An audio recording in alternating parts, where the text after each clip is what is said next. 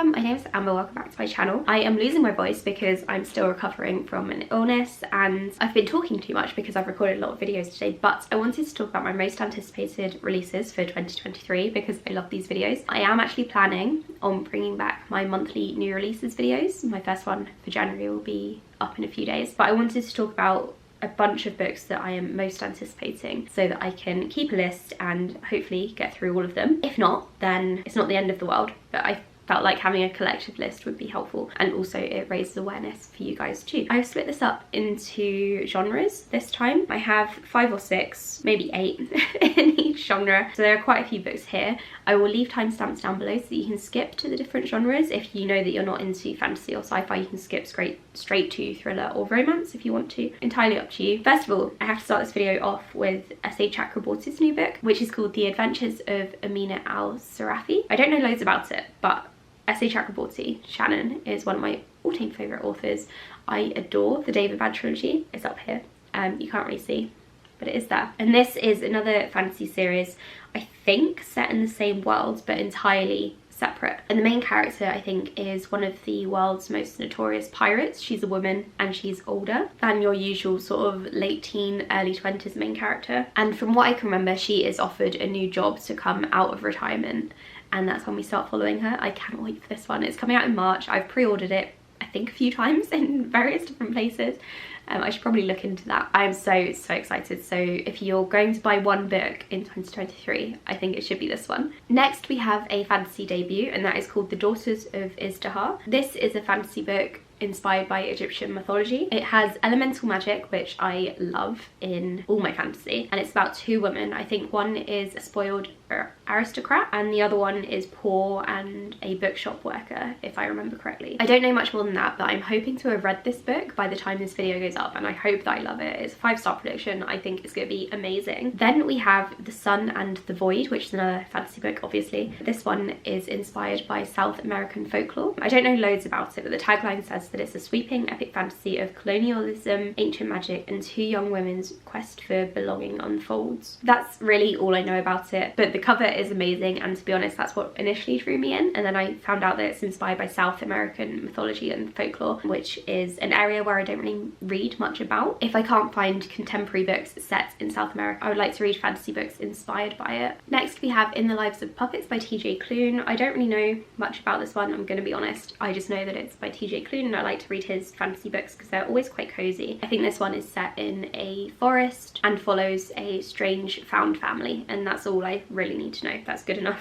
for me. Next, we have Godkiller, which I've been seeing everywhere. This one is coming out in January, and I was going to request an ARC, but then I decided it might be one of my first purchases of 2023, potentially. This is about a main character who kills gods for a living, and then she comes across a god that she can't kill, and that's all I know about it. This cover is also stunning, and it's a bit of a cover purchase, to be honest. I am looking forward to reading it, especially because it has been getting a lot of hype. The final fantasy book that I want to mention is a book called Dragonfall. I don't know loads about it, but it's presumably about dragons and either killing them or them rising again. Let's have a look. It says, long ago, humans betrayed dragons, stealing their magic and banishing them to a dying world. Centuries later, their descendants worship dragons as gods, but the gods remember and they do not forgive. So it's dragons plus revenge, which sounds really good to me. I think this has a lot of potential, and I'm looking forward to reading it. The next section is sci-fi, and first of all, we're starting off with The Deep Sky. Again, this is partially because of the cover. However, this is about a space crew who go on a lethal mission.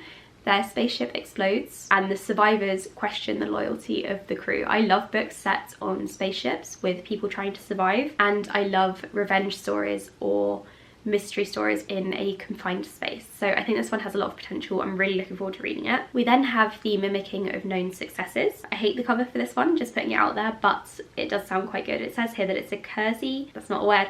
It says here that it's a cozy murder mystery and sapphic romance set on Jupiter. That's all I need to know. I think that sounds brilliant. I've never read a book set on Jupiter before. It's always Mars or a completely different planet. It sounds quite good. We also got the Archive Undying, which I think is about war machines of some sort and AI gods who are running amok. It's the first in a series. I think this is going to be really fast paced. I quite enjoy stuff about sort of robots and AI who seek revenge or go on a bit of a mad one. I think this has a lot of potential. I think it sounds quite good. Then we have one which I think is Sci Fi, and it's called The Terraformers. It says here that it's for fans of Becky Chambers, Kim Stanley Robinson and Martha Wells. And because it's called The Terraformers, I imagine it's about terraforming a new world because Earth is probably uninhabitable.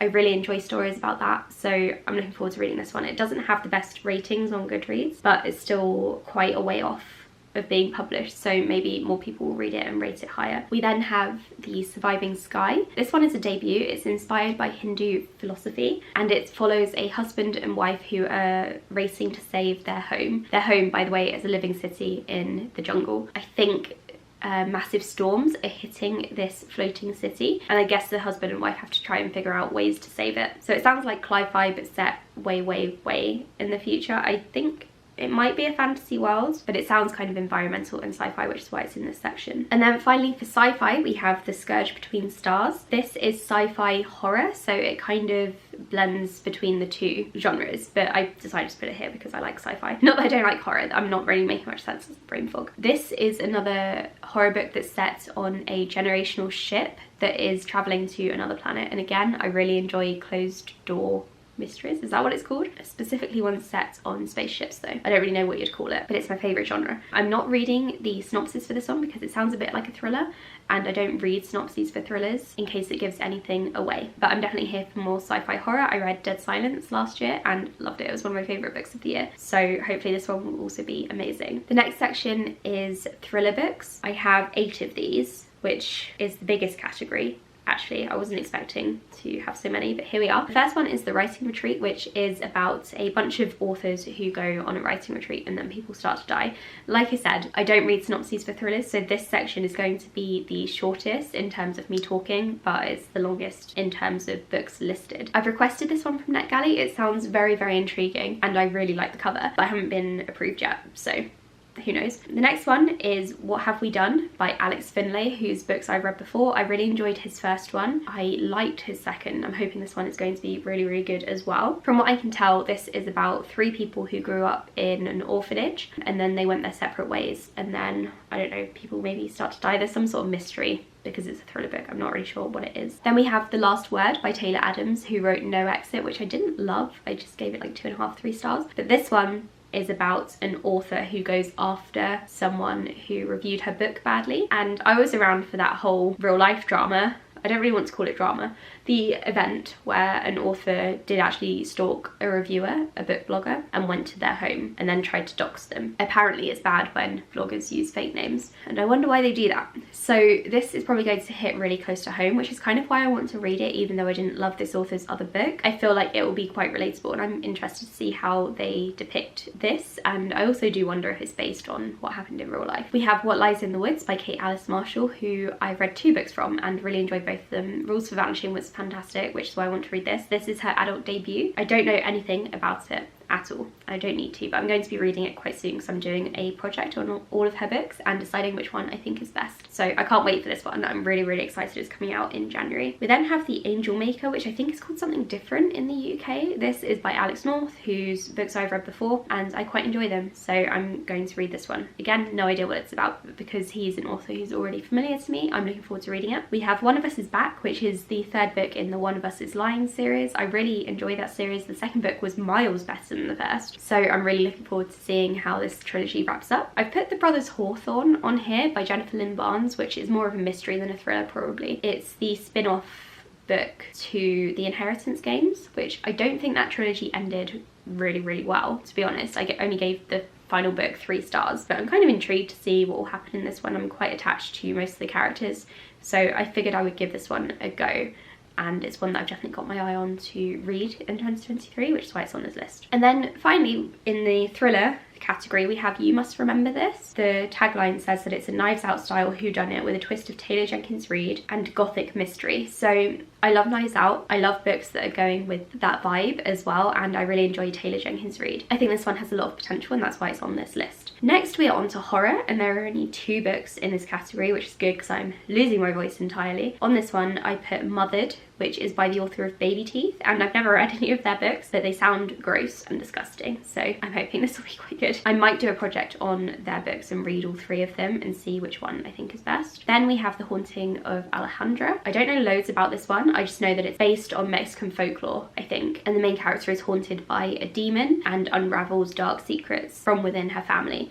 That's all I know. I like the cover, I think it's going to be quite interesting. And then finally we have 2 romance books that I'm looking forward to. Romance and contemporary aren't really my genre. I rarely have favourite books from either of those.